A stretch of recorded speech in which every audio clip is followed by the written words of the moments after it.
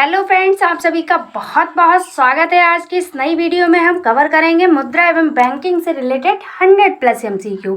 Friends, मुद्रा एवं banking से रिलेटेड हम आपको 3 वीडियो लाएंगे। हर वीडियो में 100 क्वेश्चंस होंगे। ये पार्ट फर्स्ट है, सेकंड और थर्ड भी आएगा। और फ्रेंड्स, इसकी हमने प्लेलिस्ट बना रखी है। इकोनॉमिक्स से रिलेटेड जितने भी टॉपिक्स हैं, हर टॉपिक पे आपको वीडियो मिलेगी। आप प्लेलिस्ट से जाकर देख सकते हैं।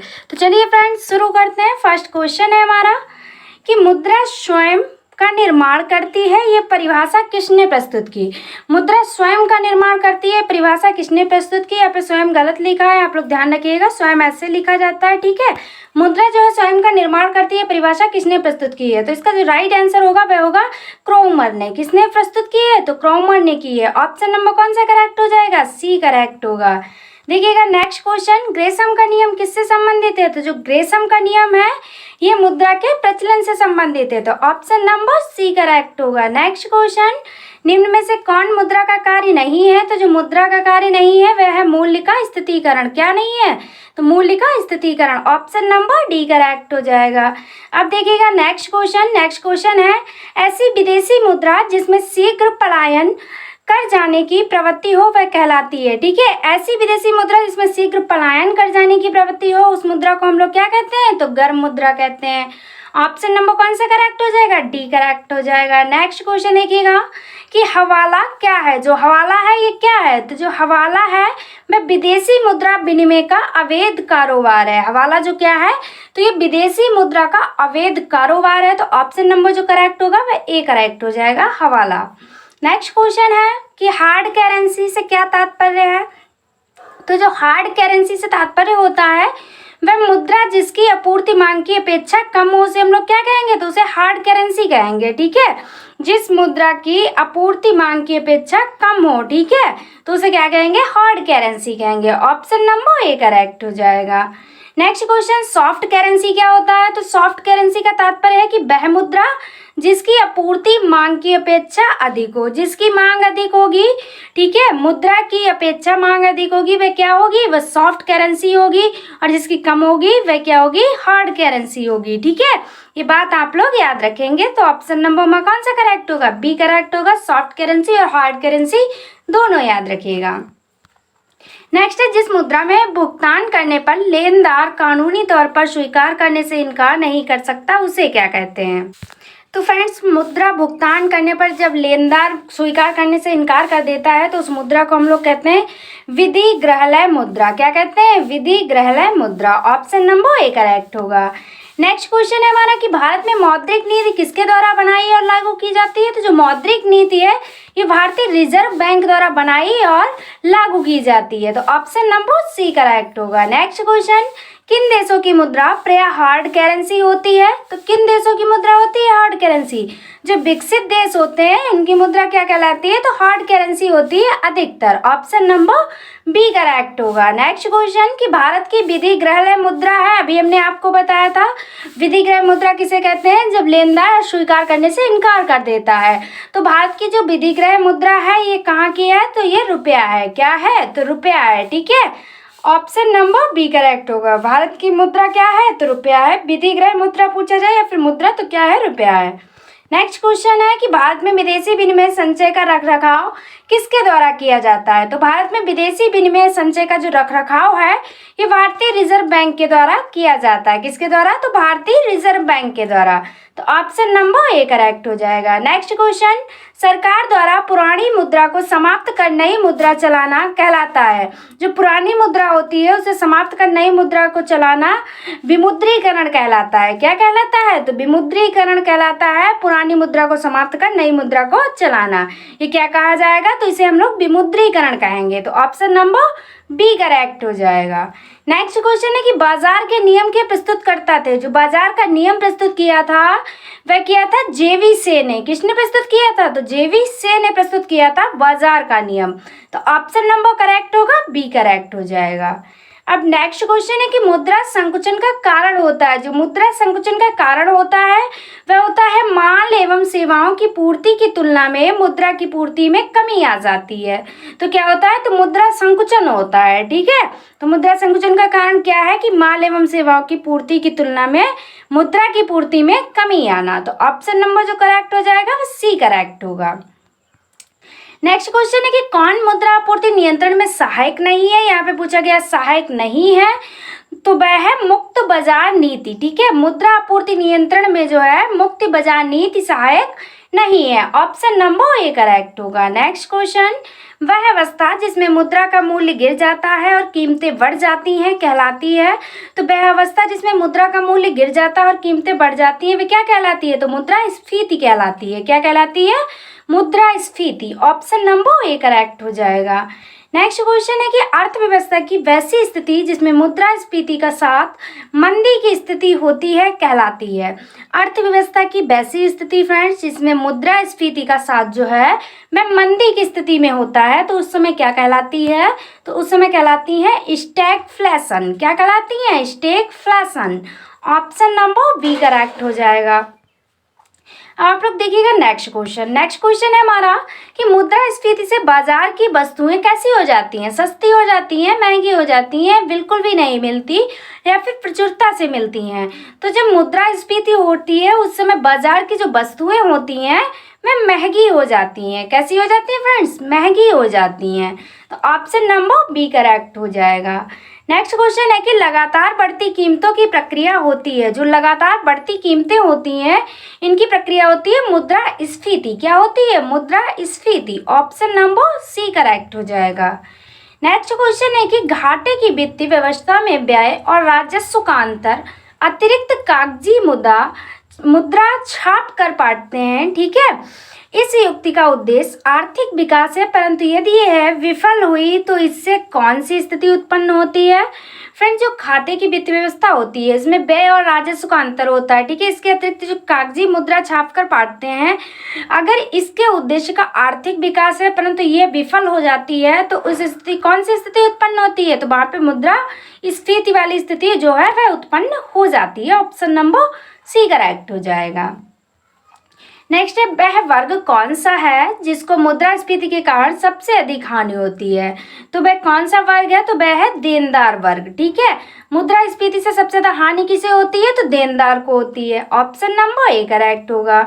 नेक्स्ट है कि मुद्रास्फीति से लाभान्वित कौन होता है, तो सबसे ज्यादा लाभ किसे होता है, लाभ होता है ऋणी को, और हानि किसे होती है, तो लेनदार को होती है। दोनों बातें याद रखिएगा। ऑप्शन नंबर सी करेक्ट होगा। नेक्स्ट क्वेश्चन है कि मुद्रास्फीति की उच्च दर और बेरोजगारी की उच्च दर एक साथ उपस्थिति को क्या कहते हैं। जो उच्च दर और बेरोजगारी दर की एक साथ उपस्थिति हो तो उसे हम लोग क्या कहते हैं, उसे कहते हैं स्टैगफ्लेशन। क्या कहते हैं, स्टैगफ्लेशन कहते हैं। ऑप्शन नंबर बी करेक्ट हो जाएगा। नेक्स्ट क्वेश्चन, मुद्रास्फीति को इनमें से किसके द्वारा रोका जा सकता है। तो जो मुद्रास्फीति है वह किसके द्वारा रोकी जा सकती है, तो इनमें से सभी उदाहरणों के द्वारा रोकी जा सकती है। यानी कि बचत का बजट के द्वारा भी, प्रत्यक्ष कराधान में वृद्धि करके भी, और सरकारी व्यय में कटौती करके भी मुद्रास्फीति को रोका जा सकता है। तो जो राइट आंसर होगा वह ऑप्शन नंबर डी होगा कि इनमें से सभी। अब देखिएगा नेक्स्ट क्वेश्चन है कौन मुद्रास्फीति के नियंत्रण की विधि नहीं है। तो इनमें से कौन है जो मुद्रास्फीति के नियंत्रण की विधि नहीं है, तो वह है ब्याज दर में कमी। क्या नहीं है, तो ब्याज दर में कमी। तो ऑप्शन नंबर हमारा कौन सा करेक्ट हो जाएगा, सी करेक्ट होगा। अब देखिएगा नेक्स्ट क्वेश्चन है कि भारत में मुद्रास्फीति ज्ञात करने के लिए किसका प्रयोग किया जाता है। तो भारत में मुद्रास्फीति ज्ञात करने के लिए जो प्रयोग किया जाता है वह किया जाता है थोक मूल्य सूचकांक का। किसका किया जाता है फ्रेंड्स, तो थोक मूल्य सूचकांक का। ऑप्शन नंबर कौन सा करेक्ट होगा, सी करेक्ट हो जाएगा। नेक्स्ट क्वेश्चन है कि भारत में मुद्रास्फीति मापी जाती है। जो भारत में मुद्रास्फीति मापी जाती है ये थोक मूल्य सूचकांक के द्वारा ही मापी जाती है। तो ऑप्शन नंबर ए करेक्ट होगा। नेक्स्ट देखिएगा, नेक्स्ट क्वेश्चन है कि मुद्रास्फीति की शून्य दर उस वर्ष में अवश्य मानी जाती है जब मुद्रास्फीति की शून्य दर किस वर्ष मानी जाती है, तो जबकि वर्ष के प्रत्येक सप्ताह में मुद्रास्फीति की वार्षिक दर क्या हो, तो शून्य हो, तब क्या मानी जाएगी, मुद्रास्फीति की शून्य दर उस वर्ष अवश्य मानी जाएगी। ठीक है, ऑप्शन नंबर ए करेक्ट होगा। नेक्स्ट क्वेश्चन देखिएगा, मुद्रास्फीति को स्थायी रूप से किस प्रकार नियंत्रित किया जा सकता है? तो मुद्रा को स्थायी रूप से मुद्रा आपूर्ति की वृद्धि कर नियंत्रण किया जा सकता है। कैसे? तो मुद्रा आपूर्ति की वृद्धि के नियंत्रण कर क्या किया जा सकता है? तो नियंत्रित किया जा सकता है। ऑप्शन नंबर सी करेक्ट हो जाएगा। क्वेश्चन है कि मुद्रा आपूर्ति की सर्वाधिक तरल माप क्या है? तो जो मुद्रा आपूर्ति की सर्वाधिक तरल माप होती है वह होती है M1। ठीक है, ऑप्शन नंबर हमारा ए करेक्ट होगा। नेक्स्ट देखिएगा, किस संगठक को मुद्रा पूर्ति में विस्तृत मुद्रा कहा जाता है? तो फ्रेंड्स, किस संगठक को मुद्रा पूर्ति में विस्तृत मुद्रा कहा जाता है? तो वह M3 को कहा जाता है। ऑप्शन नंबर सी करेक्ट होगा। नेक्स्ट है कि मुद्रा आपूर्ति का माप M3 में किसे सम्मिलित नहीं किया जाता? यहाँ पे पूछा गया नहीं किया जाता है, तो वह है डाक खानों की मांग जमा। ठीक है, जो मुद्रा आपूर्ति की माप होती है M3 में, इसमें जो डाक खानों की मांग जमा होती है इसे शामिल नहीं किया जाता है। तो ऑप्शन नंबर हमारा बी करेक्ट होगा। नेक्स्ट क्वेश्चन है कि मुद्रास्फीति किस कारण से होती है? तो जो मुद्रास्फीति है ये मुद्रा पूर्ति में वृद्धि के कारण होती है। ठीक है, मुद्रा पूर्ति में जब वृद्धि होती है तभी मुद्रास्फीति होती है। ऑप्शन नंबर सी करेक्ट होगा हमारा। नेक्स्ट है किस घटक में, तो किस घटक में इनमें से सभी घटक में क्या होता है? रुपए का मूल्यन होता है, प्रत्यक्ष अप्रत्यक्ष विदेशी निवेश होता है और रुपए की पूर्ण परिवर्तनीयता होती है। ठीक है, तो ऑप्शन नंबर हमारा डी करेक्ट होगा। नेक्स्ट क्वेश्चन है कि देश के विदेशी मुद्रा भंडारण में किस घटक को सम्मिलित किया जाता है? तो जो देश के विदेशी मुद्रा भंडारण में घटक को शामिल किया जाता है वह भी इनमें से सभी को शामिल किया जाता है। आरबीआई की विदेशी मुद्रा परिसंपत्तियों को शामिल किया जाता है, आरबीआई का स्वर्ण भंडार शामिल किया जाता है और रुपए की जो पूर्ण परिवर्तनीयता होती है इसे भी शामिल किया जाता है। तो ऑप्शन नंबर हमारा डी करेक्ट होगा। नेक्स्ट है कि भारतीय मुद्रा रुपया की आधारकारिक विनिमय दर संबंधित है। जो आधारकारिक विनिमय दर है ये किससे संबंधित है? भारतीय मुद्रा रुपया की, तो ये चुनी हुई विदेशी मुद्राओं के समूह से संबंधित है। किससे संबंधित है? तो चुनी हुई विदेशी मुद्राओं के समूह से। ऑप्शन नंबर डी करेक्ट होगा। नेक्स्ट है, भारत में सर्वप्रथम पत्र मुद्रा का चलन कब प्रारंभ हुआ? तो जो पत्र मुद्रा का चलन प्रारंभ हुआ सर्वप्रथम ये 1806 में हुआ था। ठीक है, 1806 में। ऑप्शन नंबर हमारा कौन सा करेक्ट हो जाएगा? डी करेक्ट होगा। ठीक है, नेक्स्ट क्वेश्चन देखिएगा, भारत की विदेशी मुद्रा का सर्वाधिक भाग खर्च होता है। तो भारत की जो विदेशी मुद्रा का सर्वाधिक भाग खर्च होता है ये पेट्रोलियम के आयात पर खर्च होता है। किस पे खर्च होता है? तो पेट्रोलियम के आयात पर खर्च होता है। तो ऑप्शन नंबर जो करेक्ट होगा वह सी करेक्ट होगा। नेक्स्ट है, काली मुद्रा की सबसे मान्य परिभाषा है। तो काली मुद्रा की जो सबसे मान्य परिभाषा है वह है ये वह आय है जिस पर अपवचन नहीं हुआ है। ठीक है, इसकी जो सबसे मान्य परिभाषा मानी जाएगी वह यही कही जाएगी कि ये वह आय है जिस पर अपवचन नहीं हुआ है। ऑप्शन नंबर हमारा डी करेक्ट होगा। नेक्स्ट है, अवमूल्यन शब्द का अर्थ है। जो अवमूल्यन शब्द का अर्थ होता है वह क्या होता है? अन्य मुद्रा की तुलना में स्वदेशी मुद्रा के मूल्य को घटाना क्या कहलाता है? अवमूल्यन कहलाता है। ऑप्शन नंबर ए करेक्ट हो जाएगा।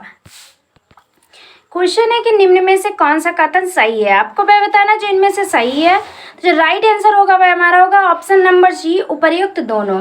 यानी कि अवमूल्यन में विदेशी बाजार में निर्यात सस्ता हो जाता है और अवमूल्यन में घरेलू बाजार में आयात जो है वह महंगा हो जाता है।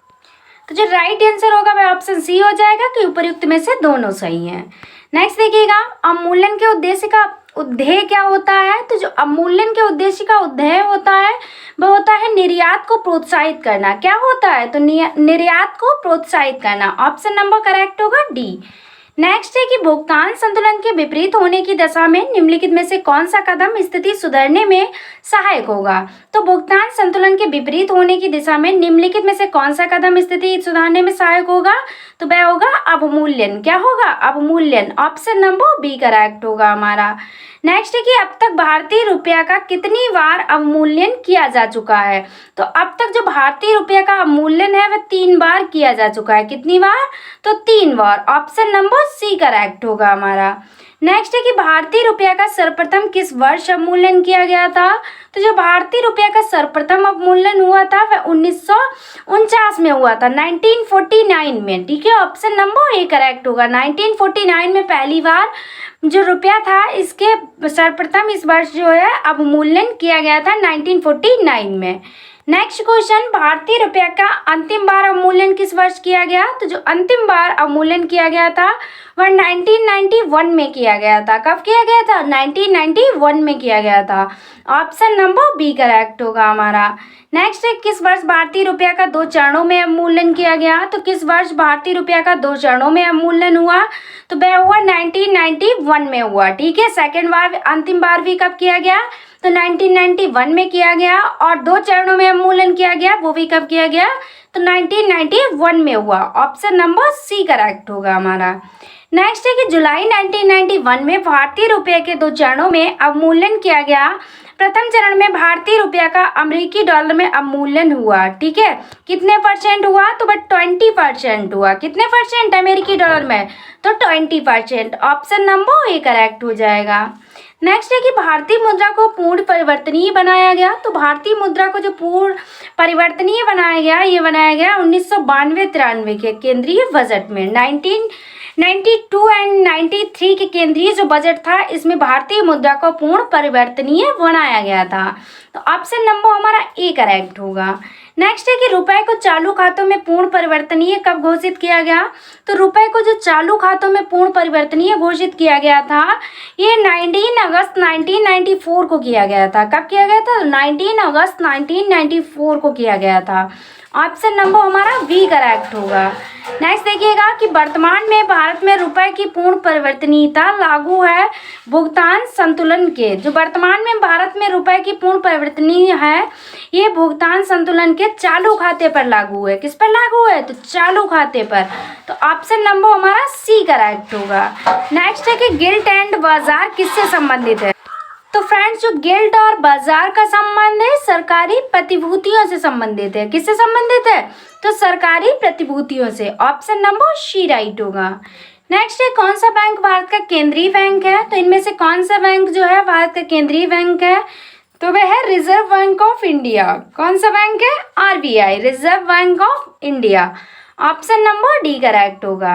नेक्स्ट क्वेश्चन है कि भारत का सबसे बड़ा बैंक कौन सा है? तो जो भारत का सबसे बड़ा बैंक है वह है भारतीय रिजर्व बैंक। ठीक है, कौन सा बैंक है? तो भारतीय reserve bank. Option number A correct होगा हमारा। नेक्स्ट क्वेश्चन, भारत में किसे बैंकों का बैंक कहा जाता है? तो जो भारत में बैंकों का बैंक कहा जाता है वह भी आरबीआई को कहा जाता है, भारतीय रिजर्व बैंक को। तो ऑप्शन नंबर ए करेक्ट हो जाएगा। नेक्स्ट क्वेश्चन, बैंक की नई शाखाएं खोलने के लिए लाइसेंस किसके द्वारा दिए जाते हैं? तो बैंक की नई शाखाएं जो खोलने के लिए लाइसेंस दिए जाते हैं ये भी आरबीआई के द्वारा दिए जाते हैं। किसके द्वारा? तो आरबीआई के द्वारा। तो ऑप्शन नंबर सी करेक्ट होगा हमारा। नेक्स्ट है कि आरबीआई का मुख्यालय कहाँ स्थित है? तो फ्रेंड्स, जो आरबीआई का मुख्यालय है ये है मुंबई में। कहाँ है? तो मुंबई में है। ऑप्शन नंबर सी करेक्ट हो जाएगा।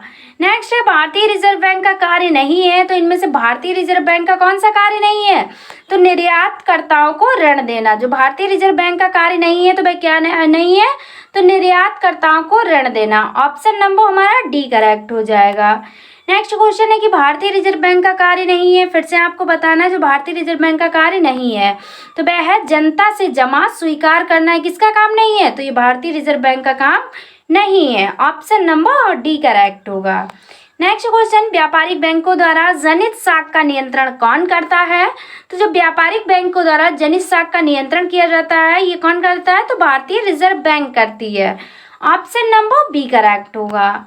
नेक्स्ट क्वेश्चन, भारत में करेंसी नोट जारी करता है। तो जो भारत में करेंसी नोट जारी करने का काम है ये किसका है? तो ये भारतीय रिजर्व बैंक का है, आरबीआई का। ऑप्शन नंबर डी करेक्ट हो जाएगा हमारा फ्रेंड्स। नेक्स्ट देखिएगा कि भारत के विदेशी विनिमय संचय का प्रतिरक्षक है।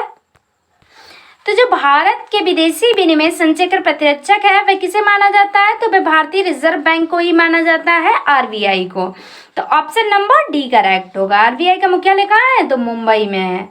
नेक्स्ट क्वेश्चन, भारत का केंद्रीय मुद्रा जारी करने वाला बैंक है, तो जो केंद्रीय मुद्रा जारी करने वाला बैंक है वह है भारतीय रिजर्व बैंक। कौन सा बैंक है? भारतीय रिजर्व बैंक। अब देखिएगा फ्रेंड्स नेक्स्ट क्वेश्चन है, भारत में केंद्रीय बैंक के सभी कार्यों को कौन सा बैंक संपादित करता है? तो भारत में केंद्रीय बैंक के सभी कार्यों को जो संपादित करने का काम है ये भारतीय रिजर्व बैंक का है। किसका है? तो भारतीय रिजर्व बैंक का। तो ऑप्शन नंबर हमारा डी करेक्ट हो जाएगा। नेक्स्ट क्वेश्चन देखिएगा कि भारत का आर्थिक सर्वेक्षण प्रत्येक वर्ष सरकारी तौर पर प्रकाशित किया जाता है। किसके द्वारा प्रकाशित किया जाता है भारत का आर्थिक सर्वेक्षण? तो वह वित्त मंत्रालय द्वारा किया जाता है। किसके द्वारा? तो वित्त मंत्रालय द्वारा। तो ऑप्शन नंबर ए करेक्ट होगा। नेक्स्ट देखिएगा, निम्नलिखित में से किस बैंक में कोई व्यक्ति अपना खाता नहीं खोल सकता है? तो वह कौन सी बैंक है? तो वह है भारतीय रिजर्व बैंक यानी कि आरबीआई। ठीक है, आरबीआई में कोई भी व्यक्ति अपना खाता नहीं खोल सकता है। ऑप्शन नंबर सी करेक्ट होगा।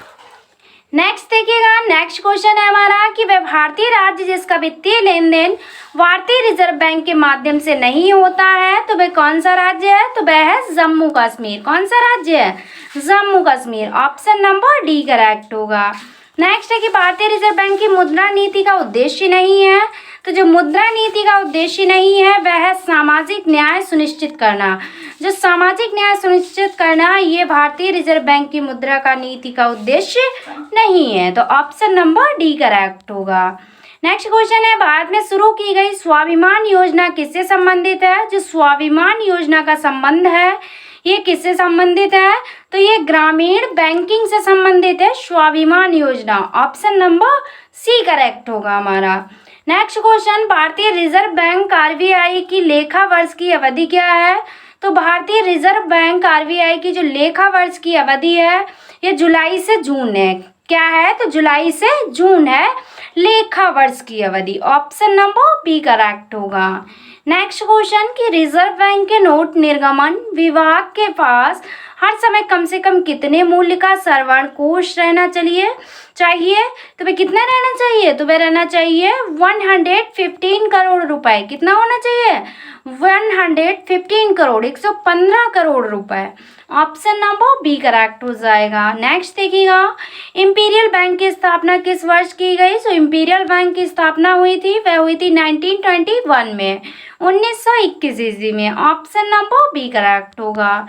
नेक्स्ट है कि 10 रुपए पर किसके हस्ताक्षर होते हैं? तो जो 10 रुपए का नोट होता है उस पे जो हस्ताक्षर होते हैं वे किसके होते हैं? तो वे होते हैं गवर्नर भारतीय रिजर्व बैंक के। ठीक है, तो जो भारतीय रिजर्व बैंक का जो गवर्नर होता है 10 रुपए के नोट पर उसी के हस्ताक्षर किए जाते हैं यानी कि signature. Option number D correct हो जाएगा।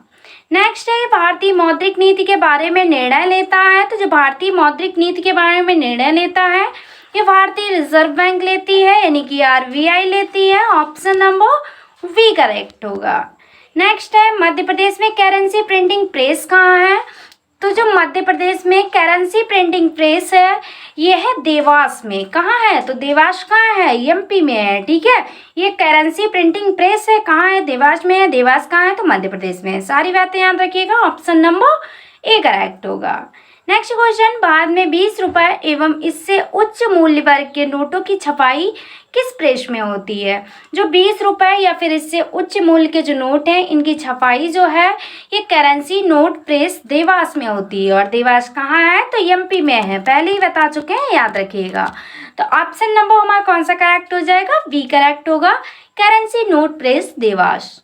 नेक्स्ट क्वेश्चन, भारतीय करेंसी नोटों के पिछले भाग पर कितनी भाषाएं मुद्रित होती हैं? तो जो भारतीय करेंसी नोटों के पिछले भाग पर भाषाएं मुद्रित होती है वह होती है 15। ये क्वेश्चन बहुत इंपॉर्टेंट है, इसे आप लोग जरूर याद रखिएगा। जो भारतीय करेंसी नोटों पर भाषाएं होती हैं मुद्रित वह होती हैं 15 यानी कि 15। ऑप्शन नंबर डी करेक्ट हो जाएगा।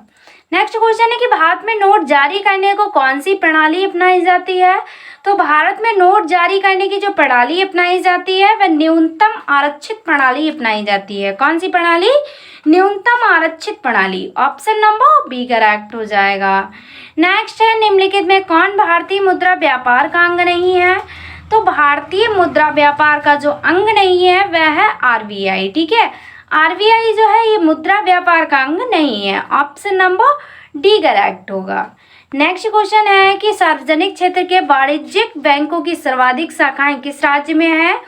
तो सार्वजनिक क्षेत्र के जो वाणिज्यिक बैंकों की शाखाएं हैं ये सर्वाधिक उत्तर प्रदेश में है। कहाँ है फ्रेंड्स? तो उत्तर प्रदेश में है। ऑप्शन नंबर ए करेक्ट हो जाएगा। नेक्स्ट क्वेश्चन, राष्ट्रीयकरण से पहले भारतीय स्टेट बैंक एसबीआई का क्या नाम था?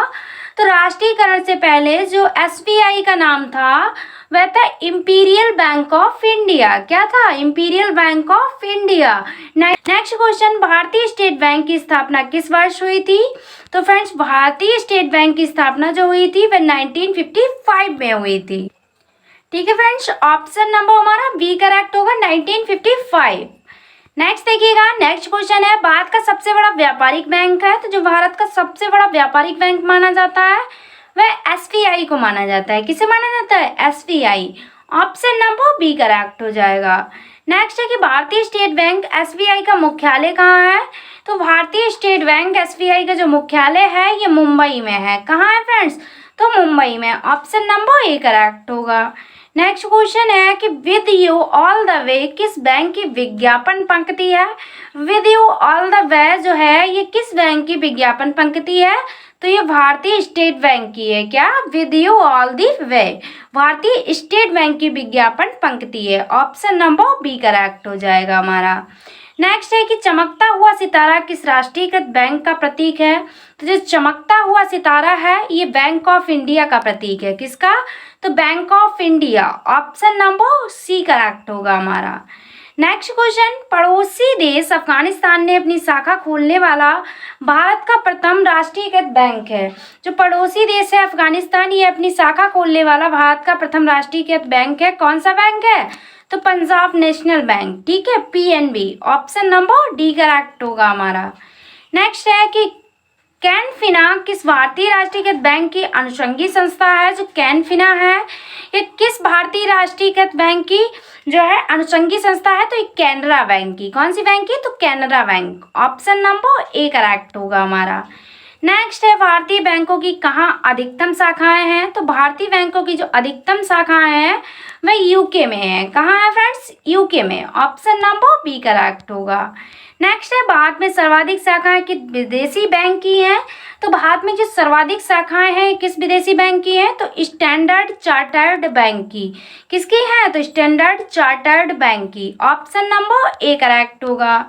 नेक्स्ट देखिएगा, भूमि विकास बैंक का क्या कार्य है? तो जो भूमि विकास बैंक का कार्य है यह है दीर्घकालीन ऋण कृषकों को उपलब्ध कराना। क्या कार्य है? तो दीर्घकालीन ऋण जो है ये कृषकों को उपलब्ध कराना भूमि विकास बैंक का कार्य है। ऑप्शन नंबर ए करेक्ट होगा। नेक्स्ट क्वेश्चन, भारतीय स्टेट बैंक द्वारा देश में पहला तैरता हुआ एटीएम कहाँ स्थापित किया गया? वेरी वेरी इंपॉर्टेंट क्वेश्चन कि जो भारतीय स्टेट बैंक ने तैरता हुआ एटीएम स्थापित किया वह कहाँ किया? तो वह कोच्चि में किया। ठीक है, ऑप्शन नंबर ए करेक्ट होगा हमारा। नेक्स्ट क्वेश्चन, ग्रामीण विकास के लिए ऋण प्रदान करने वाला नाबार्ड एक है। तो जो ग्रामीण विकास के लिए ऋण प्रदान करने वाला नाबार्ड है एक बैंक है। कौन सा bank? NABARD bank. Option number A correct होगा। नेक्स्ट देखिएगा, राष्ट्रीय कृषि एवं ग्रामीण विकास बैंक की स्थापना किस समिति की सिफारिश के आधार पर की गई? तो जो राष्ट्रीय कृषि एवं ग्रामीण विकास बैंक की स्थापना की गई ये शिवरामन समिति की सिफारिश पे की गई। किसकी सिफारिश पर? तो शिवरामन समिति। ऑप्शन नंबर बी करेक्ट होगा। नेक्स्ट क्वेश्चन, राष्ट्रीय कृषि एवं ग्रामीण विकास बैंक की स्थापना किस पंचवर्षीय योजनावधि में की गई? तो राष्ट्रीय कृषि एवं ग्रामीण विकास बैंक की स्थापना जो है ये छठी पंचवर्षीय योजना के तहत की गई। कौन सी? तो छठी पंचवर्षीय योजना। ऑप्शन नंबर सी करेक्ट होगा।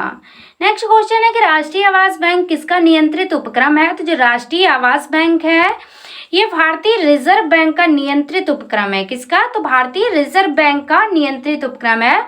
ऑप्शन नंबर ए करेक्ट हो जाएगा। नेक्स्ट क्वेश्चन है कि भारतीय लघु उद्योग विकास बैंक का मुख्यालय स्थित है। तो जो भारतीय लघु उद्योग विकास बैंक का मुख्यालय है ये लखनऊ में स्थित है। कहाँ स्थित है फ्रेंड्स? लखनऊ में। ऑप्शन नंबर डी करेक्ट होगा। नेक्स्ट क्वेश्चन, देश में कुल कितने क्षेत्रीय ग्रामीण बैंक कार्यरत हैं? तो देश में अगर कुल क्षेत्रीय ग्रामीण बैंक की बात की जाए तो वे 56 यानी कि 56 बैंक जो हैं वह कार्यरत हैं। ऑप्शन नंबर ए करेक्ट होगा हमारा। नेक्स्ट क्वेश्चन, इस वीडियो का लास्ट क्वेश्चन है कि भारत के किस राज्य में कोई क्षेत्रीय ग्रामीण बैंक नहीं है। तो भारत का वह कौन सा राज्य है जहां कोई भी क्षेत्रीय ग्रामीण बैंक नहीं है? तो वह है सिक्किम और गोवा। ठीक है, सिक्किम और गोवा में कोई भी क्षेत्रीय ग्रामीण बैंक नहीं है। ऑप्शन नंबर हमारा ए करेक्ट हो जाएगा। तो फ्रेंड्स, ये थे 100+ MCQ जो कि इस वीडियो में हमने डिस्कस किए। सभी क्वेश्चंस इंपॉर्टेंट थे। ये पार्ट फर्स्ट था, सेकंड भी लाएंगे, थर्ड भी लाएंगे, उसमें भी हम 100 क्वेश्चन डिस्कस करेंगे दोनों वीडियो में। तो पूरा वीडियो आप लोग ध्यान से देखिएगा। और फ्रेंड्स, अगर आपको वीडियो पसंद आती है, अगर आप लोगों को स्पेशली मेरी मेहनत पसंद आती है, तो चैनल को सब्सक्राइब कर लें और वीडियो को जितना हो सकता है उतना शेयर कीजिएगा। आज की वीडियो में बस इतना ही। Thanks for watching. मिलते हैं नेक्स्ट वीडियो में। Take care of everyone. तब तक के लिए बाय बाय।